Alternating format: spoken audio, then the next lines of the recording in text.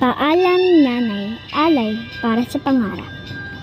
Magandang araw mga bata, samahan natin ang isang pamilya sa kanilang mahalagang araw.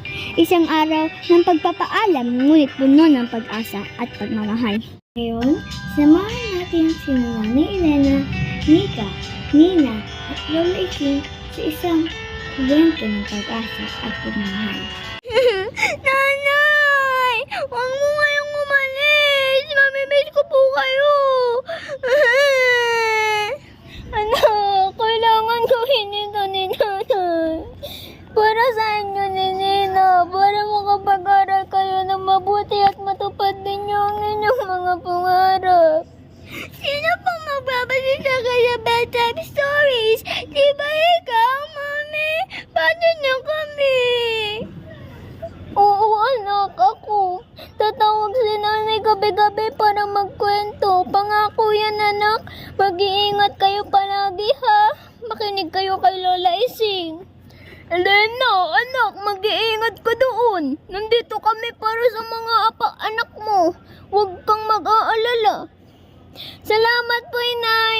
Nika, ikaw na ang ate. Alagaan mo si Nina. Tulungan mo si Lola sa mga gawaing bahay. Opo, Nanay. Pangako po, mag-aaral po ako mabuti at tuturuan ko po si Nina. Magiging mabait po akong ate. Paalam na mga anak. Mahal na mahal ko kayo. Higit sa lahat. Paalam po, Nanay. Ingat po kayo, ha. Lagi po kayo tumawag kasi mabibili ko po kayo. Tara na, mga apo. Magiging okay rin ang lahat. Magtiwala tayo sa nanay ninyo. Mga bata, mahirap ang malayo sa ating mga mahal sa buhay.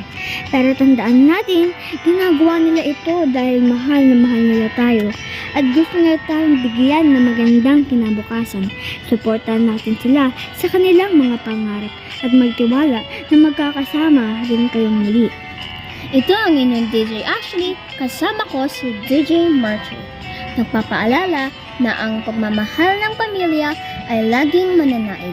Hanggang sa susunod na kwento, paalam!